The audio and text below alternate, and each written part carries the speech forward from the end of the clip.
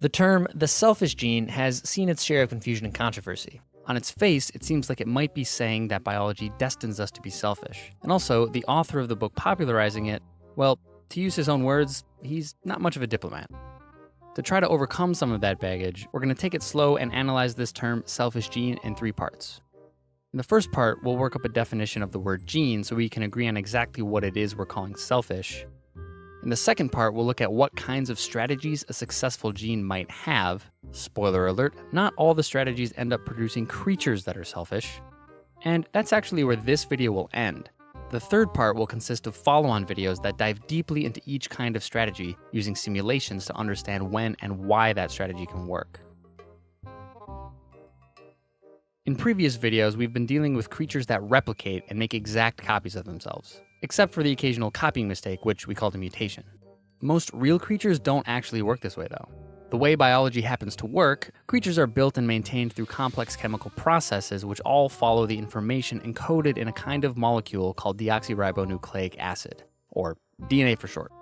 When creatures reproduce sexually, which most animals and many other organisms do, they produce offspring with a mixture of DNA from their parents. And even single-celled organisms that do reproduce with only one parent often have some way of swapping DNA with each other.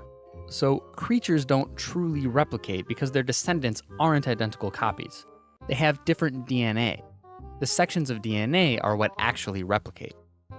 So that's DNA, but what is a gene? We're going to use the simple definition that a gene is a section of DNA that lives inside a creature and determines one trait. And any creature has many genes which together determine all of its traits. This is close to the definition of a gene we got from Gregor Mendel, who's often called the father of modern genetics. Before moving ahead with this definition, we should admit that our current understanding of how DNA affects traits is massively more complicated than this. Many creatures actually have 2 versions of each gene, which Mendel did know.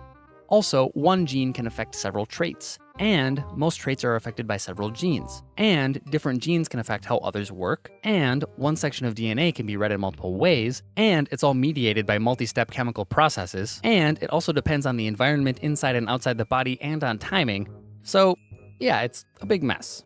So if you find yourself making a simple cause and effect argument about the genetics of any particular trait, especially in humans, you should be careful because it's probably more complicated than you realize. But with all that said, our simple definition will make it easier to think about some basic principles which still apply in the more complicated reality. And our definition needs one final tweak.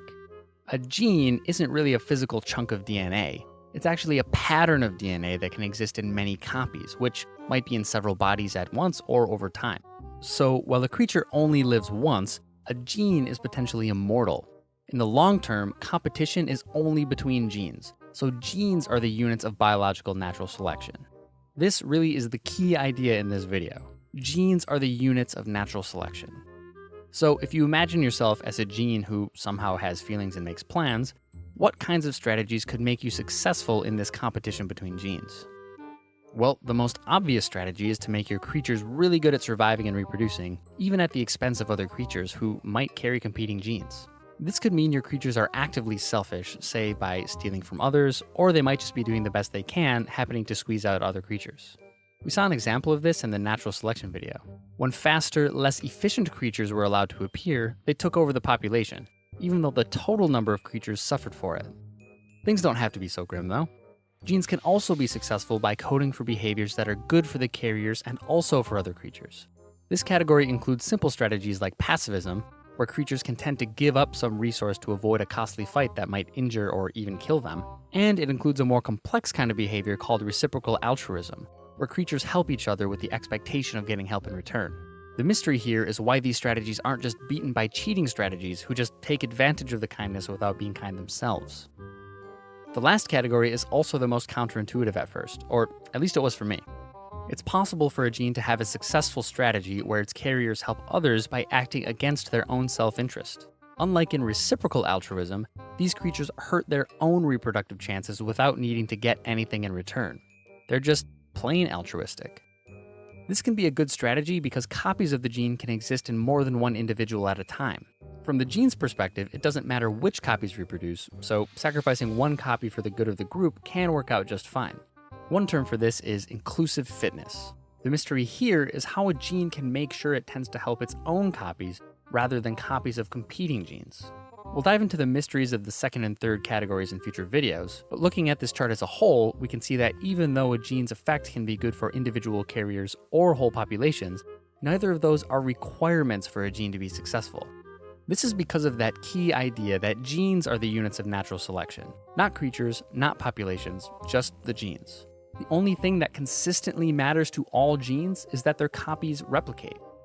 What a bunch of dicks, right?